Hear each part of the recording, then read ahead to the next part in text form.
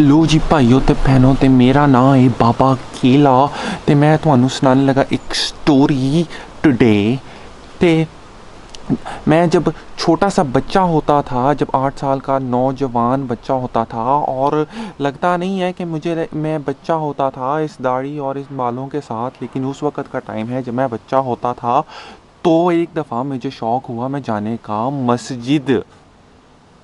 मस्जिद में नमाज होने लगी। मैं दूसरी सफ़ में खड़ा था, सामने सफ़ में जगह बनी, मैं आगे जाके खड़ा हो गया क्योंकि मुझे बाबे को शौक़ था आगे पहली सफ़ में नमाज़ पढ़ने का। तो मेरे साथ थे एक बाबा जी, लेट्स कहते हैं उन्हें सफ़ेद दाढ़ी वाले बाबा जी। तो जब नमाज़ ख़त्म हुई तो मैंने पहनी हुई थी एक टी शर्ट जिसके अंदर मेरे बाजू जो थे वो नंगे थे। बाबा जी जैसे ही नमाज ख़त्म हुई तो बाबा ने मेरे तरफ कांपते हुए देखा और कहा, ए खराम है गए तेनू ऐ नहीं पता। ते मैं चूँकि बाबा केले यानी मुझे को भी थोड़ी वगैरह की समझ थी, तो मैंने कहा बाबा जी, मर्द का सतर नाफ से लेकर घुटनों के नीचे तक होता है। अगर आपने खाली कच्छा भी पहना हुआ है जिसमें आपकी नाफ से आपके घुटने कवर हो रहे हैं तो मर्द की नमाज कबूल है। बाबा जी ने कांपना स्टार्ट कर दिया उसी वक़्त, और साथ ही उन्होंने बोला, ओए तू मेरे अगे गल करदा है, तैनू समझ नहीं आंदी। और उस वक़्त मुझे लगा कि शायद बाबे को मिर्गी का दौरा पड़ने लगा है, लेकिन चूँकि सारे लोगों की अटेंशन मेरे ऊपर थी और सारे मस्जिद यानी भरी मस्जिद के सामने एक नन्हे 8 साल के बच्चे की बेइज्जती हो रही थी, तो मेरी आंखों में ऑलमोस्ट आंसू आ गए और मैं पीछे चला गया और मैंने कहा, भाड़ में जाए मस्जिद जाना, भाड़ में जाए इधर आके नमाज़ पढ़ना, भाड़ में जाए बाजमात नमाज़ पढ़ना। मैंने कहा इससे तो बेहतर है बंदा घर बैठ के नमाज़ पढ़े, आराम से अल्लाह अल्लाह करे, कोई आपको बोलने वाला नहीं, कोई आपको कहने वाला नहीं, अपनी मर्ज़ी से अल्लाह को याद करो।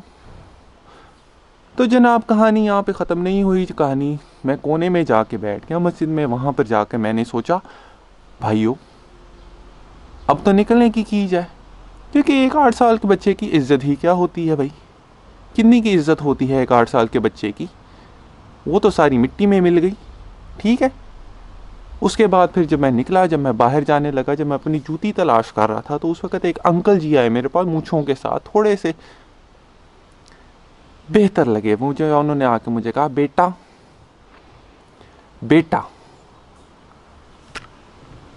आपने मस्जिद ज़रूर आना, आपने इन अंकल की वजह से मस्जिद से राबता कता नहीं करना। और मैंने तो जहन में बना लिया था कि मैंने मस्जिद नहीं आना अब।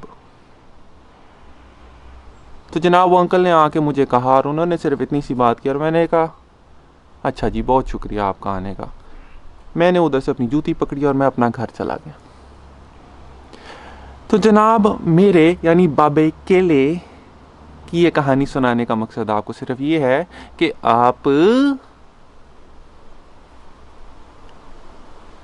मुच्छों वाले इंसान बनिए, लोगों को बताने की कोशिश करें कि राबता ना तोड़ें मस्जिद से।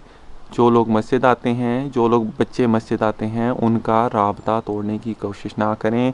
ये हमारे मुआशरे में अजीब किस्म की फसाद फैलाने की कोशिश की जाती है। हमारी अगली सफ़ जो है वो मुर्दों से भरी होती है, कब्र में जाने वाले लोगों से भरी होती है, जिनको अभी नज़र आ जाती है मौत। हमारे बच्चे, हमारे नौजवान एक ऐसा तबका जिसको सबसे ज़्यादा गाइडेंस की ज़रूरत होती है, सबसे ज़्यादा रहनुमाई की ज़रूरत होती है एक मस्जिद से, उसका दूर दूर तक मस्जिद में कोई निशान नहीं है, क्योंकि आपने तो ठुड्डे मार मार के उनको मस्जिद से बाहर निकाल दिया। इसलिए बहुत मेहरबानी है आपकी, बच्चों को इनकरेज कीजिए, नौजवानों को इनकरेज कीजिए। और अगर टी शर्ट पहन के आ जाता है तो अपने काम से काम रखिए, उसका हिसाब अल्लाह के साथ है। बहुत बहुत शुक्रिया। और जनाब अगर तुसी लाइक, सबसक्राइब और घंटी दा बटन ना दबाया ना तो मैं राती तुहाडा घंटा दबा देंगा आके।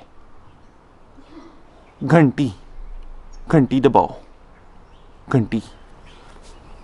अस्सलाम वालेकुम।